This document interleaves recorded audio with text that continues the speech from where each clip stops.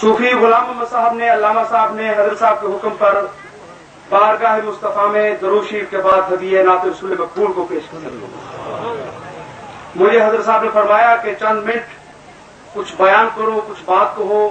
میں نے بھی اللہ اور اللہ کے پیارے حبیب اور اس کے پیارے حبیب کے غلاموں کی شان کو بیان کیا۔ حضرت صاحب مدد اللہ علی نے جماعت کے جو امیر تھے جناب طارق جمیل صاحب اس وقت بھی تشریف فرما ہیں، ان سے فرمایا انہوں نے جو عشق رسالت اور محبت اولیاء میں ڈوبی ہوئی تقریر فرمائی، ایسے محسوس ہو رہا تھا کہ کاش کے رسول تقریر کرو۔ حضرت صاحب مدد اللہ علی نے جو آخر پر تبصرہ فرمایا، جو فیصلہ فرمایا، کہنے لگے کہ میں نے صاحبزادہ حفیظ الرحمان صاحب کی تقریر سنی ہے، میں نے طارق جمیل صاحب کا بھی خطاب سنا ہے۔ ایک ہوتا ہے حد فاصل، دیوار، پہاڑ، بننا، مجھے تو ان دونوں کے درمیان ایک بنی بھی نظر نہیں آئی۔ سبحان اللہ۔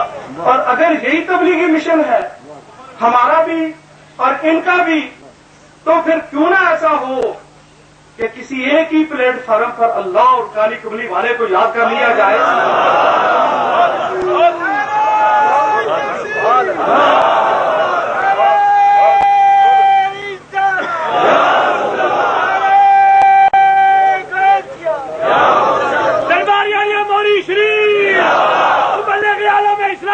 محمد معصوم خان، ان میں جنرل حمزہ صاحب بھی تھے، تشریف فرما ہے۔ جناب طارق جمیل صاحب جو اپنے علاقہ کبیر والا کے لینڈ لارڈ ہیں اور گھر سے نکلے تھے ڈاکٹری پڑھنے کے لیے، اللہ نے کرم فرمایا تو نبی کے دین کا علم پڑھ کر فارغ ہو گئے۔ کوئی ڈاکٹر، کوئی انجینئر، کوئی تاجر، کوئی کون۔ حضرت صاحب نے فرمایا پھر ایسا ہو کہ کیوں نہ 9-10 اپریل دربار شریف میں جو سالانہ عرص مبارک ہے، آپ بھی اس میں آئیں اور اسی میں اللہ کا ذکر ہوگا، اللہ کے حبیب کا ذکر ہوگا۔ انہوں نے کہا بالکل ٹھیک ہے، الحمدللہ کہ رائے گنج کی طرف سے اس وقت چیف صاحب کی قیادت میں 25 امراء کا امیر یعنی جو جماعت کو چلانے والے ہیں، 25 امراء پر مشتمل ایک عظیم جماعت کل سے عصر کی نماز سے لے کر اس وقت تک ہمارے ہر پروگرام میں، نعت رسول میں، حمد باری تعالیٰ میں، عشق رسالت میں، محبت اولیاء میں، ذکر میں، فکر میں، مستی میں، کیف میں، رقص میں اور ہر کیفیت میں اس وقت جیسے یہ مستانے شامل ہے ویسے وہ بھی ساتھ شامل ہے، اور وہ بھی اسی سرور کے ساتھ اس وقت اپنے آپ کو محظوظ کر رہے ہیں۔ میں مختصر دعوت خطاب دے رہا ہوں، ان کے امیر جناب طارق جمیل صاحب تشریف لا کر مختصر اپنے تاثرات کا اپنی زبان سے اظہار کریں تاکہ پتہ چل جائے کہ یہ بھی مشن ہے اور وہ بھی مشن ہے۔ اگر ایک ہی مشن ہے تو کیوں نہ ایک ہی نبی اور ایک ہی اللہ کا ذکر ایک ہی پلیٹ فارم۔ نعرہ تکبیر، نعرہ رسالت، دربار عالیہ موری شریف، دربار عالیہ موری شریف۔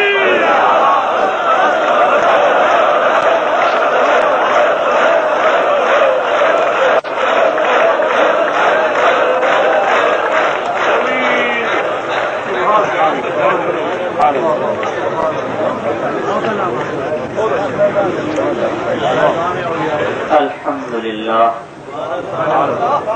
الذي تجري بأمره المقادير وخلق كل شيء فقدره تقديرا ونصلي ونسلم على أشرف الأنبياء والمرسلين بعث إلى الخلق عامة وخاصة إلى يوم القيامة بشيرا ونذيرا۔ جناب چودھری محمد اکرم صاحب صوبائی وزیر اوقاف حکومت پنجاب خصوصی طور پر تشریف فرما ہو چکے ہیں۔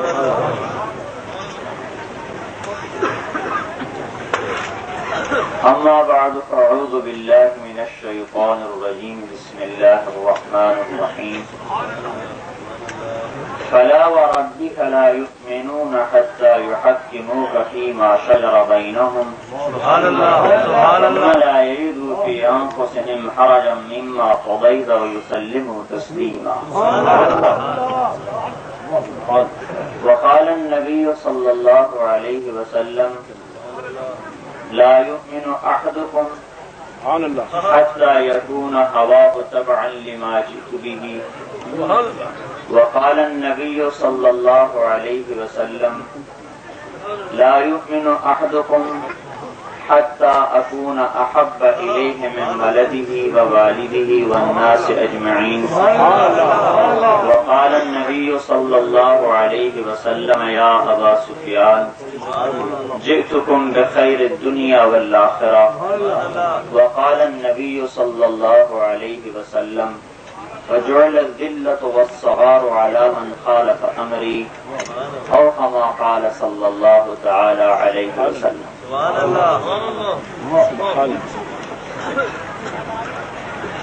سبحان اللہ. میرے محترم بزرگوں، بھائیوں، دوستوں، یہ اللہ جل جلالہ کا احسان ہے، کرم ہے کہ اللہ پاک نے ہمیں حضرت والا کی برکت سے آپس میں جمع فرما دی. ایسے نبی پاک صلی اللہ علیہ وسلم اللہ اور بندوں کے درمیان واسطہ بنے. آج حضرت اقدس کی ذات ہمارے اور آپ کے درمیان واسطہ بنے. میرے بھائیوں، میں مقرر نہیں ہوں، خطیب بھی نہیں ہوں، بنیادی طور پر ہل چلانے والے کا لڑکا ہوں. ڈاکٹری پڑھنے نکلے تھے، کچھ پڑھ لی تھی. اللہ تعالیٰ نے ان قافلوں کی چلت پھرت سے وہاں سے نکالا. کچھ 4 دن اہل اللہ کی، اہل علم کی مجلس میں بیٹھنے کا موقع ملا. میرے بھائیوں اور دوستوں، شیطان تحریش ڈالتا ہے. تحریش کیسے کہتے ہیں؟ آپس میں بھڑکانے کو. اور آپ نے کیا فرمایا؟ جئت لصلة الارحام، میں جوڑنے کے لیے آیا. ایک حدیث میں آتا ہے حضرت شعیع علیہ السلام سے اللہ نے فرمایا قوم کھڑے ہو جاؤ، تم پر ایک وحی آنے والی ہے. شعیع علیہ السلام کھڑے ہوئے، زبان خود بخود چلنی شروع ہوئی. یا سماء اسمعی، اے آسمان سنو. ویا ارض انصتی، اے زمین خاموش ہو جاؤ. ان اللہ یرید ان یبعث امیا من الامیین، اللہ نبی امی کو بھیجنا چاہتے ہیں. لا یقول الخنا لیس بفض ولا سخاب، جو نہ ترشرو ہوگا، نہ سخت گو ہوگا، نہ بد اخلاق ہوگا. لو یمشی علی السراج لم یطفئ من تحت قدمیہ من سکینتہ، چلنے میں اتنا متواضع ہوگا کہ زمین پر پاؤں رکھے اور اس کے نیچے چراغ آ جائے تو چراغ کی بتی بھی بجھنے نہیں پائے گی تواضع کی وجہ سے. لیکن پرواز اس کی اتنی بلند ہوگی. ثم دنا فتدلى فكان قاب قوسين او ادنى تک پرواز فقیری اور شہنشاہی کو جمع کر کے چلے گا. اجعل السکینۃ لباسہ، تواضع اس کا لباس ہوگا. والبر شعارہ، نیکی اس کی پہچان ہو. والتقوى ضمیرہ، تقوی اس کے اندر ہوگا. العفو والمعروف خلقہ، درگزر کرنا، معاف کرنا اس کے اخلاق ہوں گے. 22 برس قتل کی اسکیمیں بنانے والوں کو، 20 برس قتل کی اسکیمیں بنانے والوں کو ایک بول سے فرما دیا لا تثریب علیکم اليوم انتم الطلقاء، تم سب اے مکے والوں آزاد۔ بیٹی کا قاتل حبار ابن اسود حضرت زینب رضی اللہ عنہا کو برچھا مارنے والا سامنے آیا ہے، کلمہ پڑھتا ہوا اٹھ کے گلے سے لگایا۔ چچا حمزہ رضی اللہ عنہ کا قاتل وحشی کلمہ پڑھتا ہوا آیا ہے، اٹھ کے گلے سے لگایا ہے۔ حالانکہ صحابہ نے کہا یا رسول اللہ وحشی، یا رسول اللہ وحشی آ گیا، اجازت ہو قتل کریں۔ آپ نے فرمایا دعوہ، چھوڑ دو، اسلام رجل واحد احب الی من قتل 1000 کافر، ایک آدمی کا کلمہ پڑھنا 1000 کافروں کو قتل کرنے سے مجھے زیادہ محبوب ہے۔ الصدق والوفاء طبیعتہ، سچائی اور وفاداری آپ کی طبیعت ہو۔ وعلم به بعد الجہالہ، لوگ مجھے بھول چکے ہوں گے، اس کے ذریعے سے میں پہچانا جاؤں گا۔ میرے بھائیو، ہم نے اللہ کو نہیں پہچانا، ہم نے محمد الرسول اللہ کو پہچانا، آپ نے ہمیں اللہ کی پہچان کرائی۔ ایک بات ضمن میں عرض کر دوں، لو کان البحر مدادا لکلمات ربی، سمندر سیاہی بن جائیں۔ سبحان اللہ۔ دوسری آیت ما فی الارض من شجرۃ اقلام، درخت قلم بن جائیں، اللہ کی تعریف لکھی جائے۔ لنفد البحر قبل ان تنفد کلمات ربی، سمندر ختم، قلم ٹوٹ جائیں گے، اللہ کی تعریف ختم نہیں ہوگی۔ اس کی ایک اور تفسیر، کلمہ نبی اللہ کا کلمہ ہوتا ہے، کلمۃ القاہا الی مریم، نبی اللہ کا کلمہ ہوتا ہے۔ محمد مصطفیٰ صلی اللہ علیہ وسلم خاتم الانبیاء ہیں اور جامع صفات الانبیاء ہیں، لہذا آپ کلمات ہیں، اللہ کے کلمات۔ اب اسی آیت کو نبی پاک صلی اللہ تعالی علیہ وسلم کے بارے میں پڑھوں گا۔ قل لو کان البحر مدادا لکلمات ربی، اگر سارے سمندر میرے رب کے محمد کی تعریف کے لیے سیاہیاں بن جائیں، سبحان اللہ، لنفد البحر قبل ان تنفد کلمات ربی ولو جئنا بمثلہ مددا، سب ختم ہو جائیں گے لیکن نبی پاک صلی اللہ علیہ وسلم کی تعریف ختم نہیں ہوگی۔ اسی کے ضمن میں ایک اور بات کہ میرے بھائیوں، ولی ولی کو پہچانتا ہے، بے شک، ابدال کی پرواز کو نہیں پہچان سکتا۔ ابدال ابدال کی پرواز دیکھتا ہے، قطب کی پرواز نہیں دیکھ سکتا۔ سبحان اللہ، قطب کی پرواز دیکھتا ہے، قطب الاقطاب کی پرواز نہیں دیکھ سکتا۔ قطب الاقطاب کی پرواز دیکھتا ہے، غوث کی پرواز نہیں دیکھ سکتا۔ غوث کی پرواز دیکھتا ہے، نبی کی پرواز نہیں دیکھ سکتا۔ نبی کی پرواز دیکھتا ہے، خاتم الانبیاء کی پرواز نہیں دیکھ سکتا۔ اپنے نبی کو صرف اللہ نے جانا اور کسی نہیں جانا، حبیب کا ترجمہ ہی نہیں ہو سکتا۔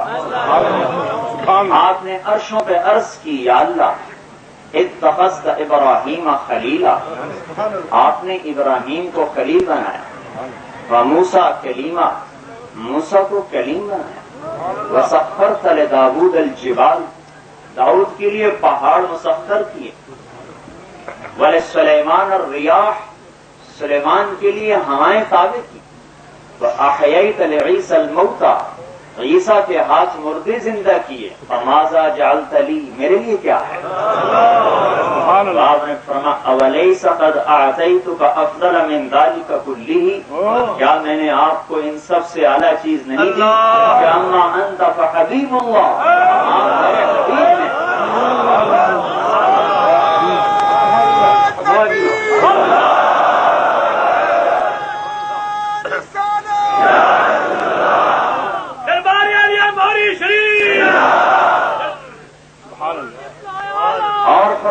اگلی بات وما ذکرت الا ذکرت معی، اے میرے حبیب میرا ذکر مکمل ہو ہی نہیں سکتا تیرے ذکر کے بغیر۔ یہ سب عرش پہ بات ہو رہی ہے۔ کہاں؟ موسیٰ علیہ السلام پر۔